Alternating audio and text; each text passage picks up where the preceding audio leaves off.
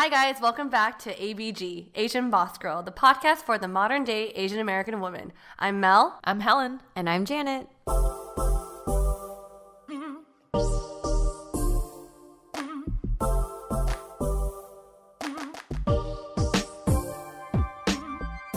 Hello, it is currently 9:45 p.m. on a Monday working night. I'm a little high off these Cold meds. Oh my gosh, you're like bouncing off the walls. I know. Mel. I'm pretty I don't know why I have Mel this has energy. a coffee. She just took cold meds, and she's had a week where she's essentially working 2 jobs right now because you're like transitioning, right? Yeah, so I'm transitioning right now. I'm repeating what you just said because I'm so hot. I'm off these meds, but yeah.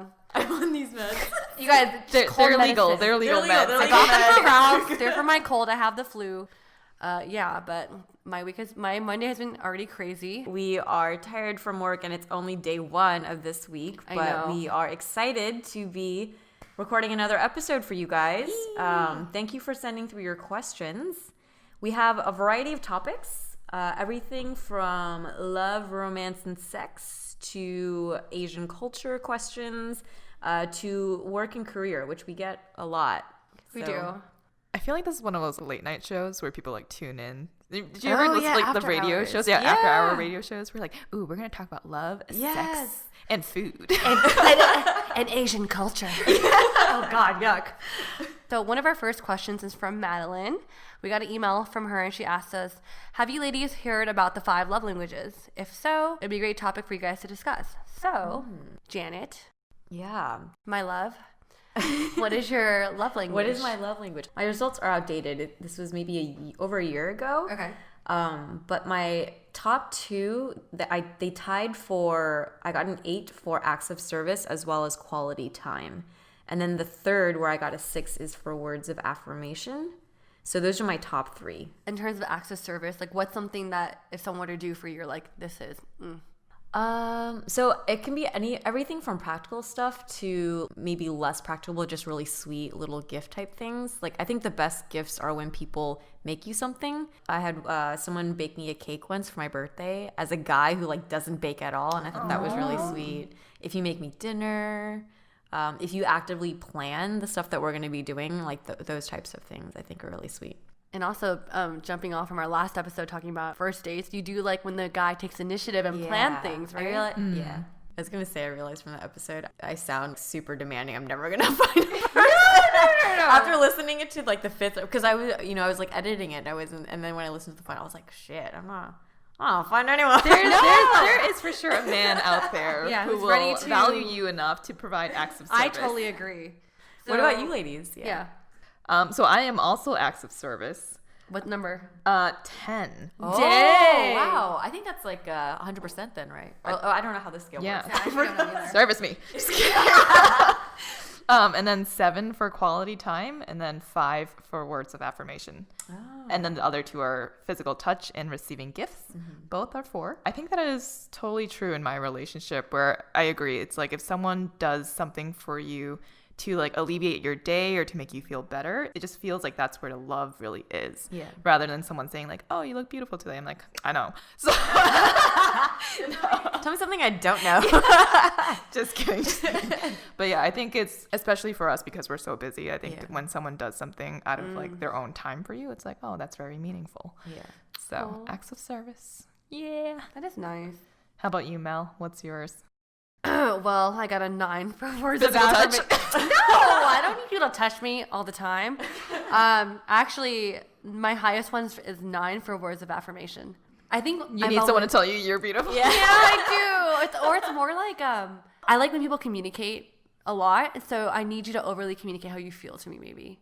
So for me to understand. Yeah, if you're in it, right. If you're a communicator and you rely a lot on conversation and words, then that makes sense. For you, that's and I agree. I think you're also the type of person to communicate to people and just talk to people and understand how people are feeling. And so when someone does that to you and also tells you, gives you words of you're doing something well, or you're doing a great job with this, despite working 2 jobs and having a flu and doing podcasts, you're still doing great. It's just oh, thanks. Oh, look at the smile on my face right now. And I was looking at me, she's about to jump on me. Oh my God, no, yeah.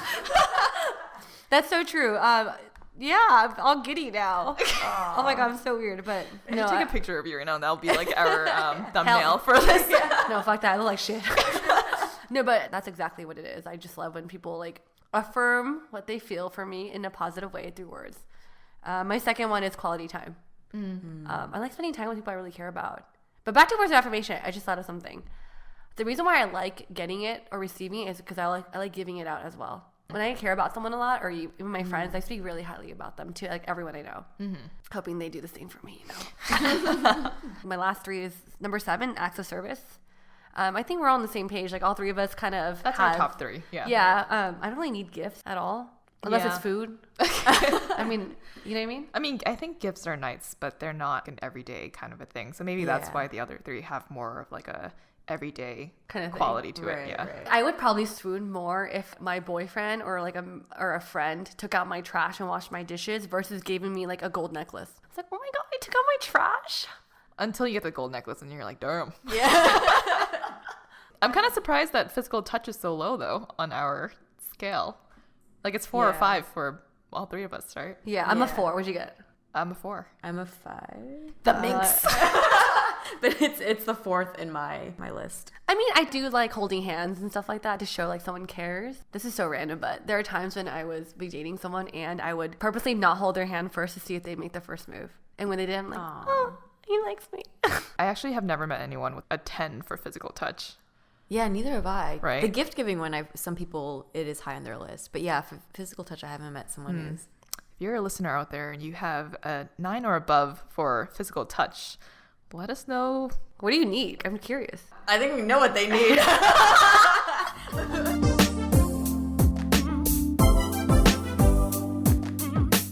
So our next question is from Betty-Ella or Betty Ella? Betty Ella. Yes. Sorry, I can read. So her question, this is about our culture, Asian American culture. Can you talk about Asian American traditions? Things like eating family style, Chinese New Year, tiger parents, high school and good grades, playing the piano, also playing tennis. I feel like that's a lot of kids were put in tennis. Well, okay, let's break it down for the first one. Eating family style. When you guys go home to dinner, is it always family style or does someone else? Are these yes or no? Yes. Yes. Yeah.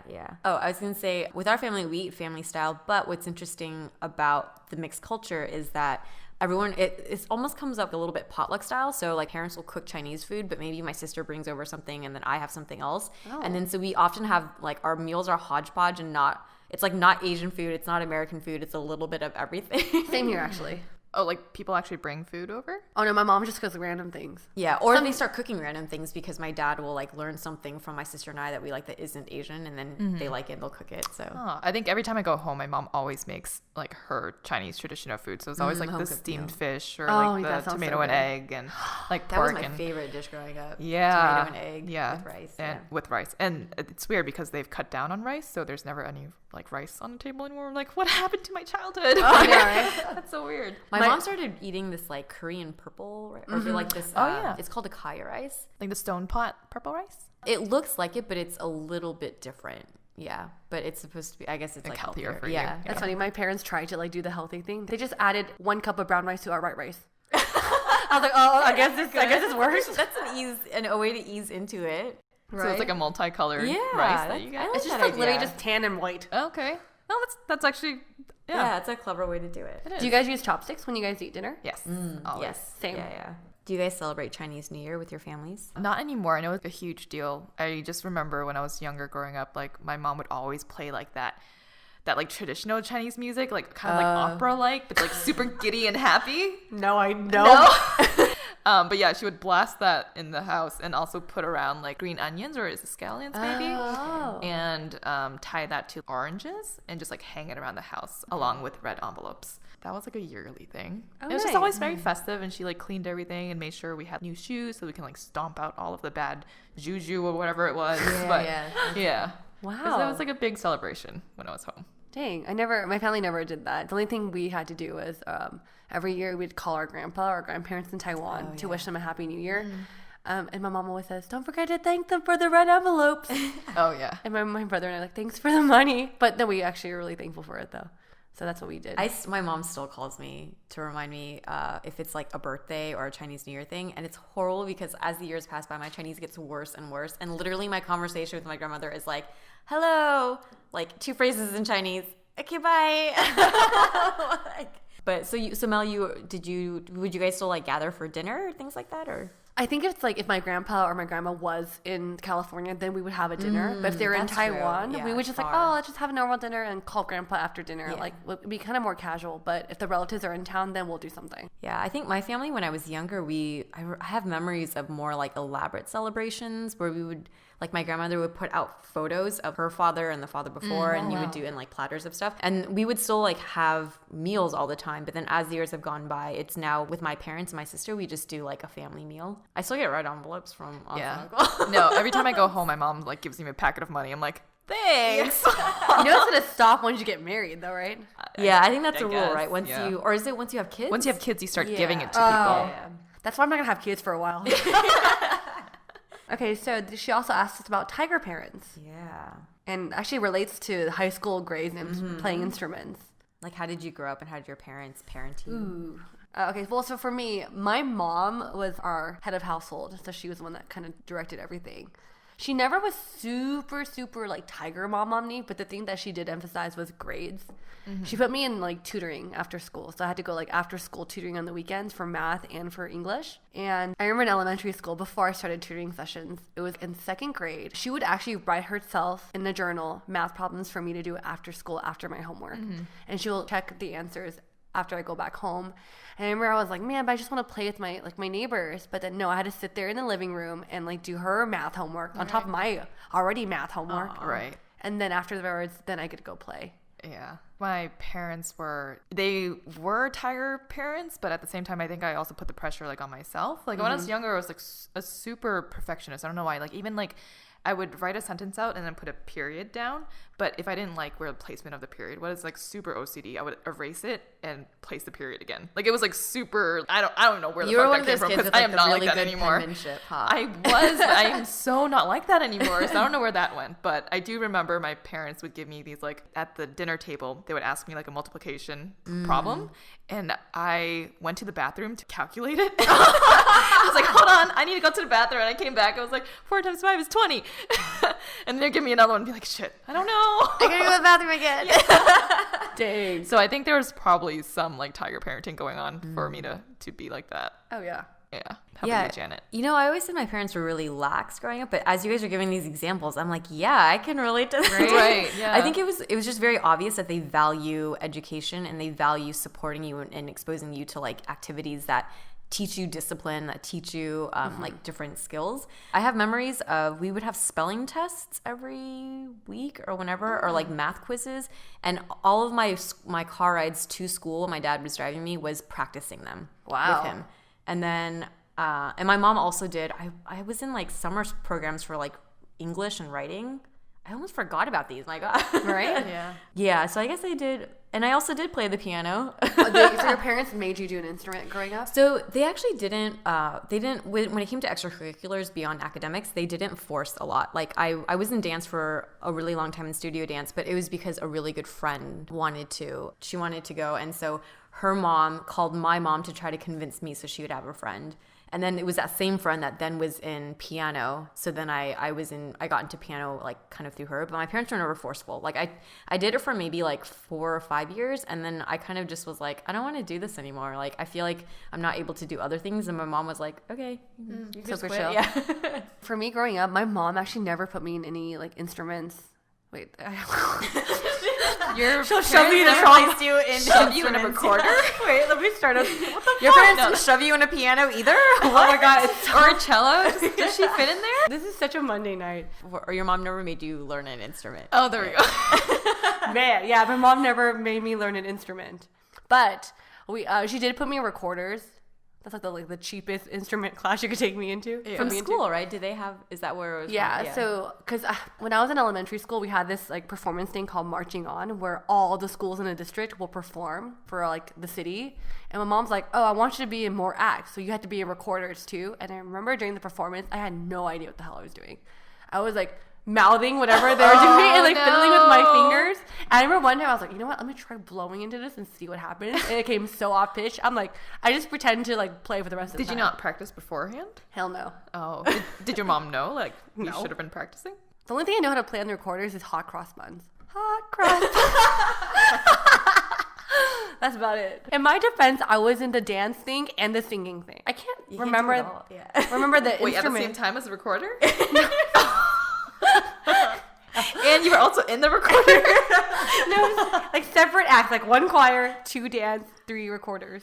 Wow. Yeah. Did you play any instruments, Helen? I didn't when I was younger. I also played the recorder, but I think only because it was like a toy at home and it was like fun to play with. We should try a duet. Oh God, no.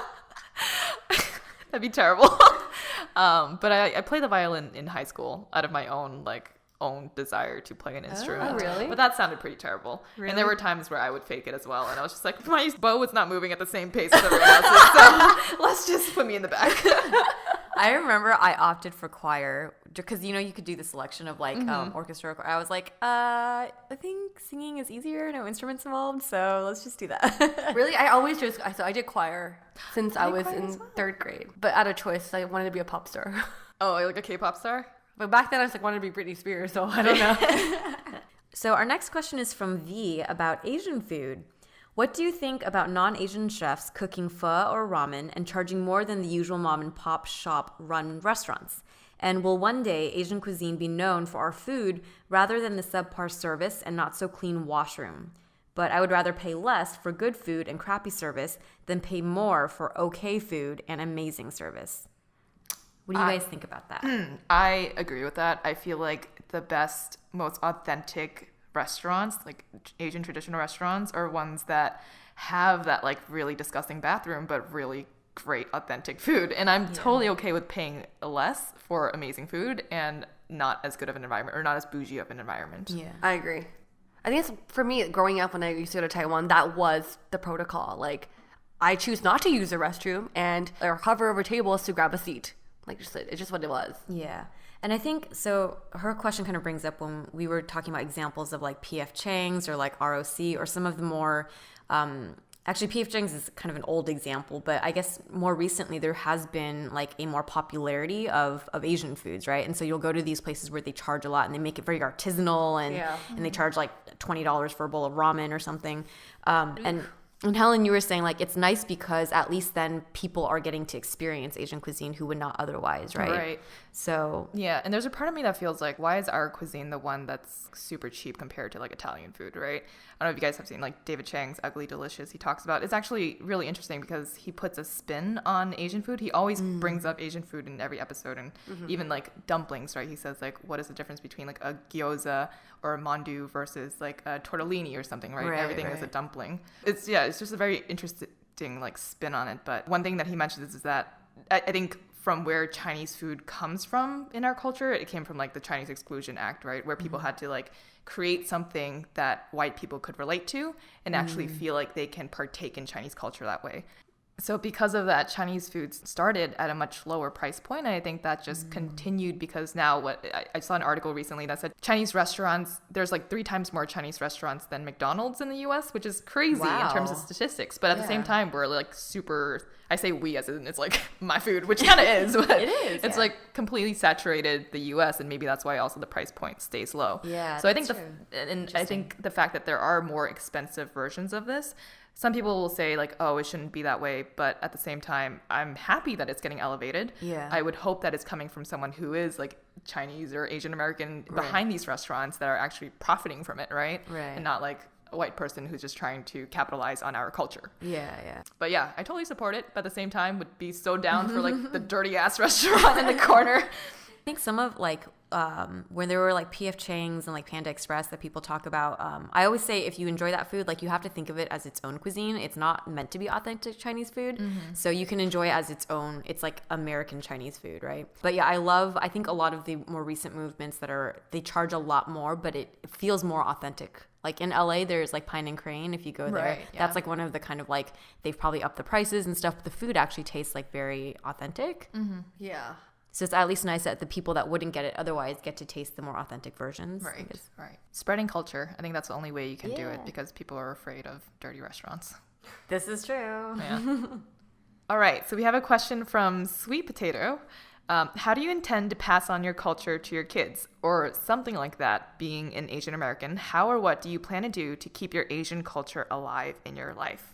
I think we talked about this in some of our previous episodes, but I do hope to offer the option to my kids of going to Chinese school. I haven't decided yet if it would be like a forceful thing, but I think generally as a parenting style, I would like to strongly recommend and maybe force them for like a year. And then after some point, they have some decision or right to like choose. And then in terms of culture, of just like different traditions, I think the best way to do it is to basically just have them around a lot of family, because you'll have natural family celebrations for things like Chinese New Year or like stories of like just like having them interact with their grandparents. Your parents will probably share stories about from where they came from.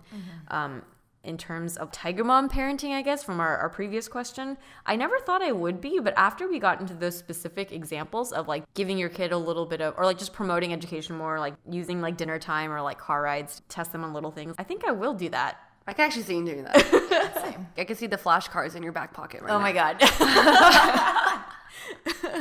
What about you girls? Well, for me, I always joke around that when I get pregnant or like when I have a baby, my mom's going to be flown in right away. Because she's going to be helping me take care of the kid and also be speaking Mandarin to my kid.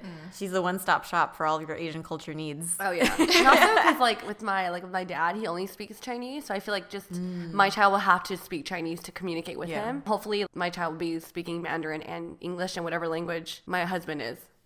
He's probably My husband speaks. Sorry. But another thing is food.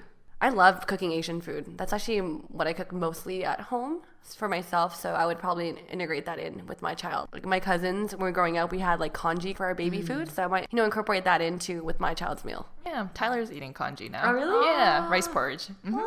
Are your parents speaking Chinese or Toisanese with Tyler? They are. And then my sister speaks like English. So I think he's still very young. He's only like 6 months now. So I think he's just kind of like in that environment and hearing it.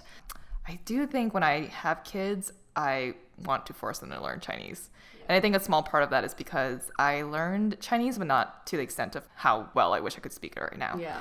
And I do think that given where the economy is going, it's going to be better to have your child speak like Mandarin or Cantonese so that they can actually do business in China. I'm thinking about this from like a finance perspective. Damn, dude. But at the same time, I feel like when our parents moved over here, like a lot of them wanted to just have us assimilate into white culture. And so a lot of like third generation, fourth generation kids actually can't speak any Chinese. And they wish they could go back and learn more about the culture and where they came from. So I feel like in a couple of years, well, like maybe 100 years or so, there's going to be a wave of people who want to go back to China rather than staying in America to learn about their That's already past. started happening. Yeah. Oh, another thing I thought about is like, I think like growing up, I don't know about you guys, like for me, like I had the privilege of my grandparents would always take me to Taiwan every year, so I was exposed to like the motherland a lot. And so if I had the funds and the means, I would love to take my child there at a young age, just to expose them to the culture, like of being an actual country of where we're from. Yeah. So that'd be really fun. So it sounds like we're all going to be tiger moms.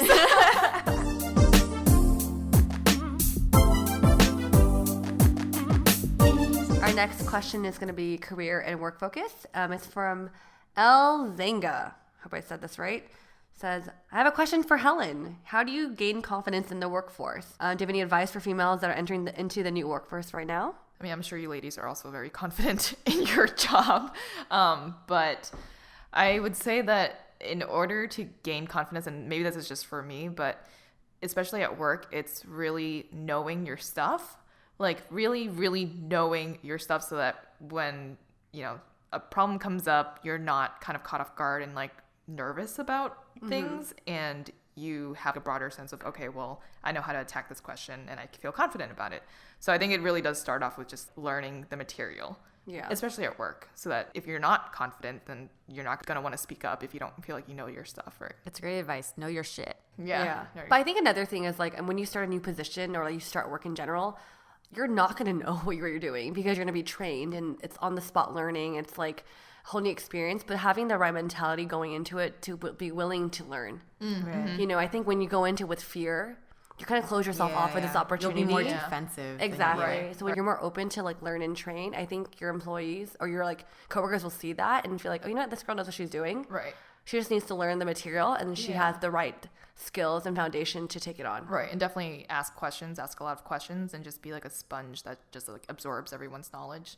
And at the same time, I think also like creating a group of friends that you can go and complain to, or that you feel like you can get advice from and ask stupid questions to. Exactly. That's also really important in order to be confident. Yeah. And I think the key word that you said, Helen's like, be a sponge. Don't let the information that you learn like drain out. Because I think a lot of people sometimes in work, they like nod their head like, yes, I understand. But like, do you really though? Mm-hmm. Yeah. Like your goal is to really just like take in what they say and process and apply it. Right. That way you become a really strong warrior in the workforce. And I think you can kind of learn from yourself too how you best learn. So something that I realized when I've started new careers, I write like a ton. I take notes everywhere because that was my way of like processing. So during a meeting, it just even rewriting what someone is saying, that goes into my brain differently than if I was typing it or if I'm just staring at them listening. So figure out how you learn. And that worked for me too. Like I was super not confident when I was sitting in cubicles with everyone else and on a conference call, because I was like, I don't know what the fuck I'm talking about. Yeah. So I would actually go into these like things called JITs, like just in time office, like small offices that you can sit at and has a phone, and I would use that area to feel more confident on my conference calls. And same with you, Janet, like typing everything that someone's saying so that I could actually see it visually and then be able to respond back to them. That also helped me build confidence in responding to people's comments or questions. Just some tips. I actually agree with you, like what you said about the conference calls, because like, so I think like I mentioned, I'm transitioning to a new position. It's a lot of different learning curves, and there's so many more conference calls at my new position. I'm just like, oh my God, everyone sounds so ready to talk on the phone. I'm just like, I haven't been on a call in years. But I go to a private room to join on the calls, and I listen and how people interact within the call, and I pick up on how they communicate what they need and like the flow of it, and then I try to like implement how they speak and the way I speak. Yeah. I actually prefer a conference call, or it depends on the type of meeting, but I find conference calls easier to be confident in or to project confidence than like in person, because it's one less level of stimulation where you don't have to be looking at people. Person. Yeah. And then then you're just listening, and then you could be totally like unconfident, but it's easier to project in your voice, I think, than if you have to also be standing there or like sitting at the table and something like that. Another thing that works for me too, like this sounds so simple, but I actually write a script out sometimes. Like, yeah, I usually talking points. I would be like, hello, my name, and then I would actually write out like a script. Yeah. And then for me, just having a safety net helps me in a call. Right. It's preparation. Exactly. It's totally just preparing for what you're expecting, how you're expecting the call to go. And if it goes that way, and you're like, cool. Yeah. Exactly. Yeah. Right. And that goes for people entering into new jobs. If you, at some point, you're probably going to have to give some sort of presentation, even if it's just to your manager, like write out notes of bullet points. I find that like that's the best happy medium, because if you go in with nothing, it's hard to just remember everything off the top of your head. And also if you go in there with a complete written out script, you're going to be reading from the page and you lose yourself. But if you have bullet points, then you have places to like, what are the points you're trying to make? And then if you get lost, you have just like an easier thing to catch your eye. I think another last point from my end is that don't care as much, because I feel like when you first start a new job, or you start a new project, you're just so worried about being like a perfectionist on the project and being able to fulfill like everyone's needs and all of that, but you're still learning and you don't know what to do yet, right? Yeah. And so instead of just freaking out about that, like calm the fuck down. Take a breather. Most of the time you're not like performing surgery on anyone. You're not like saving lives there. Yeah. That's what we say in the office all the time. Like, calm down, we're not saving lives. And that actually helps. That actually helps us to like takes down the anxiety. Yeah. I mean, if you're a doctor, I don't know what to say to you. Yeah. Well, hopefully that's not the first thing you're doing if you're entering the it takes a couple years. All right, our next question is from BB Haha. She asked, do you have any good book recs to read on either self-improvement or business success? Janet? So I went through a period where I read a lot of these types of books, and there's like so many of the titles I don't quite remember, but there's one that sticks out for me, and that was one of the first books that I read when I got my first job. And it's called The 4-Hour Work Week by Tim Ferriss. Yeah. And it was, I bring that up as a very significant memory because my first job was a very like kind of structured corporate type of setting, and that his book is all about totally taking that concept and turning it on its head. So he's like an entrepreneur, and he forces and he's constantly like an experimenter with every aspect of his life. But this particular book was focused on like how to think through making your job work for you. That sounds like such a sales thing, but I enjoyed it because I felt like it was a very it made me realize there's different ways to work. And so as my career has progressed, I've always been kind of keeping that in the back of my head. There are ways that you shouldn't be feeling like you're tied to how things have been done in the past. There are always ways to alter. That's probably the first podcasters I ever listened to. Yeah, he has a great podcast. Yeah. Shout out to Tim Ferriss. Yeah, no, he's great. And he interviews a lot of like world-class performers or people at the top of their game. So you can actually like, and he also does like long form podcasts where it's sometimes 2 hours long. My favorite one is the Jamie Foxx one. Did you listen to that one? Oh yeah, I think I did. That was like an older one. It was so good. Yeah, it was like mind-blowingly good. But it's like understanding their past and how they got to where they are, and also what they're going through now. So it's just like understanding their full life story. He talked to Edward Norton too, another actor who's really he gets some really cool people on his podcast. So maybe even check out his podcast. I think that if you're looking for, he does a lot. If it's like self-improvement, he does a lot of self-experimentation stuff, and then just general like success, how high performers achieve what they achieve. Yeah, but you just have to skip over his like 10 minutes of ads now. Yeah. In the beginning. I'm always just like skip. So one that actually one of my mentors at my company sent to me, and he was just like, you have to read this book. It's a good book it's like a personal guide to personal freedom. And he also sent me like another meditation book, and it took me a couple of years to actually get to it. But while reading it, I feel like it's a really good one. It's called The 4 Agreements. And so to give an overview of the 4 agreements, the first one is to be impeccable with your words, avoiding gossip and avoiding like lies and empty promises and things like that. And a lot of these seem like very just like cliche, but I feel like once you actually start implementing them into your life, it does actually, I don't know, I guess you just have a different perspective of whatever is going on in your life, and it makes you feel better about it. The second one is to not take things personally, and I completely agree with this one. So when someone is negative towards you, I always see it as like that person's going through something. Like that anger is actually driving from a very deep place that I might not understand, and I'm going to look past that. And I feel like that has made me a lot less stressful with just like other people in general. I totally agree. I think that perspective is something I started gaining in the last like 4 years, and it makes all the difference it makes you less defensive and more like empathetic towards people, because I do think that's true. Anytime anyone's acting negatively, it usually is coming from a place of fear or pain. The third one is to not make any assumptions, and I think a lot of times stress can be created when you assume you know what people are thinking, and you go into this like rabbit hole of like, are they assuming this about me, or like I'm not doing enough or whatever. But at the end of the day, just having that conversation with that person can also eradicate a lot of like these assumptions that you believe people have on you or that you have on other people. And then the fourth one is to always do your best. So some days your best isn't as good as other days, and that's, I think, okay. It's doing the best that you can at any given moment, and you'll have no regrets. So I know it seems very just like lofty things, right? But I do feel like while you're reading it, you're like, oh, like that thing that happened yesterday kind of falls into this like bracket, and maybe I can look at it in a different perspective than how I did before. I thought that was a good like self-help book to also help with like stress management.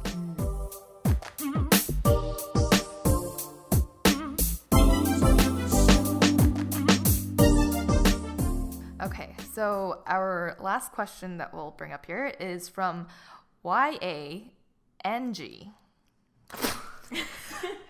BYNGO. Sorry, I think of. Okay, so it says, hi, it's a raunchy subject, but could you guys talk about the stigma around masturbation for girls, especially as opposed to guys? Mel or Janet? Mel?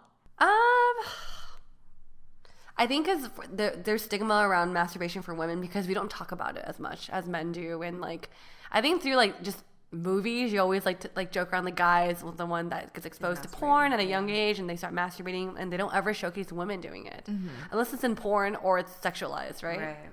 But yeah, do you guys masturbate? No shit, we masturbate. But you know, honestly, okay, because I think all three of us masturbate. We don't talk about it really, but actually, me and my other best friends, we always talk about masturbation. Really? Okay, so what do you guys talk about so you can ease us into this conversation? My friend would be like, I'm really horny. I had to masturbate today because like she's not getting sex. I mean, here's the thing, like There's women that choose not to sleep around when they're single. Right. So it's like, how else do you expect them to release their stress? Exactly. Right. That's true. Let's talk about masturbation. All right, so So when was the last time you ladies masturbated? fuck, Really? This is like a weird conversation or topic because like your parents listen to this. My mom doesn't. Podcast, Mom, you better right? not fucking listen to this shit. Last time I masturbated? Yep. 2 days ago. Yeah, same here. Yeah, same. Wait, talk about a question though. Yeah. Do you feel guilty masturbating when you're in a relationship? Oh, that's a good question. No, because he's traveling right now. But hey, if he's not? No, sometimes it's just like you're feeling it and it's convenient and he's not there and you need to like fulfill something. Yeah. So, Yeah. double tap. I actually like told like I would tell the guys I'm dating or like if we're having sex with a guy, I'd be like, yeah, they all know I masturbate. I'm not gonna hide that. Do you think they feel like weird about that, or do they feel in like they're not performing or providing enough for you? Yeah. Let me think. For the previous guys, I don't think so. They never felt like, am I not doing enough? I'm like, dude, you're not here sometimes. Yeah, actually, it's funny you asked that because yes, someone has made a comment before about like, oh, I don't even masturbate now. Like, see how good this is? I'm like, oh, cool. I guess it's like a thing, but I still do on the side. Yeah, right? It's like, but I'm like, it's still good. But sometimes you just want it at a different time. Yeah. or I feel like you also want. This sounds really weird. You want different types of stimulation. Yeah. Right? Yes. But I think women, you shouldn't feel ashamed for masturbating. It's like, guys do it. You should do it. It's not like you're getting diseases by masturbating, right? That's true. It's safer than going out there and getting with randos. exactly. So Mel, how do you masturbate? I don't use a toy. Do you guys have a toys? I don't. I don't have one either. Have you ever had one? No. I mean, I think in like when you're younger, you think toys are like, really cool, but then you realize like, it's not for me. Yeah. Yeah. I've said that before to a friend, and she's like, "Oh, you've never tried the rabbit?" I was like, "I don't even know what that is." But I guess it's like one of those. It's just like a vibrator. It's a that's, type of like pretty popular. I don't know. It's the two-pronged because of the design is made to fit the vagina in such a way where it stimulates. The Taurus. But here's another thing though. Like I feel like a lot of my mutual girlfriends, when they masturbate, they don't use toys because they don't do penetration when they masturbate. It's all stimulation. Yeah. So they don't need That's toys. actually that's a good point. I would say probably for most women, there isn't usually people don't penetrate, right? Or okay, I can't speak for a lot, but I know. I feel like when I speak, who have I talked about? Just you ladies. Then yeah, usually it's stimulation. Yeah, they We don't- need to talk about yeah. this, right? Yeah. A lot of my friends don't. I mean, maybe you haven't told me, but none of them have toys. Yeah, me neither. So maybe that's why, because it's different than being with a guy. When you're with a guy, usually the type I of agree. stimulation is through penetration versus when you're by yourself. So it's a different sensation that you're not getting usually from a partner. I agree. There's much more we can talk about with masturbation, but let's not dive. We can probably have a deep. whole episode. episode about it after like a bottle of wine or something. Yeah. Oh yeah, not right now. We're on coffee and water. And cold meds. But just to go back to your question, I just feel like there's probably stigma because of the fact that no one talks about it, and I think women just don't know how to even bring it up to like their friends about it too, depending how open they are. Like my friends back home, they're hella raunchy, so they like tell me when they're masturbating. Like, don't talk to me. I'm gonna go watch porn. I was like, okay, bye. But I also think it starts from like in school. We used to have those like sex education classes, right? Like you always talked about I feel like you always talked about like the male penis, but you never talked a lot about like the vagina for some reason. Like the first time I saw a vagina was from a tampon box, and it had like the figure of sticking something into a vagina. I was like, the fuck is that? Going up where? Yeah. And I couldn't even figure out which body part that was. I was like, is that my armpit? Like, where is that? And that's like the first time I saw an actual vagina. But during like sex ed class, like they talked about like how to put a condom on a penis, but it never like showed what a vagina looked like, I guess, or what was the anatomy of one. No one really taught you like when you're younger, like, oh, a vagina, you could get pleasure from doing these certain things. Yeah. So you kind of just had to figure out yourself versus like I Right. think growing up we kind of assumed that the male penis you'll get pleasure just by touching it or sticking it in somewhere, you know. Right. So I feel like we just weren't really. I don't remember being taught like having sex gives you pleasure. Or even like in like media, like entertainment movies and all of that, like that never gets talked about. Right. It's always pleasuring the man. Yeah. That's true. Yeah, fuck that. Yeah, pleasure yourself. All right, thanks again for listening to our delirious episode of Q&A Part 2 for Season 2. We hit, wide array of topics, ending with masturbation. But it is late, and we just want to say thank you again for listening. You could catch us on our social media. Our handle is at Asian Boss Girl. We're on Instagram, Twitter, and Facebook. And you can also email us at asianbossgirl@gmail.com. And if you like this episode, you can find us on iTunes at ABG-Asian Boss Girl. Leave us a rating and a review. We'll catch you on the next episode. Bye.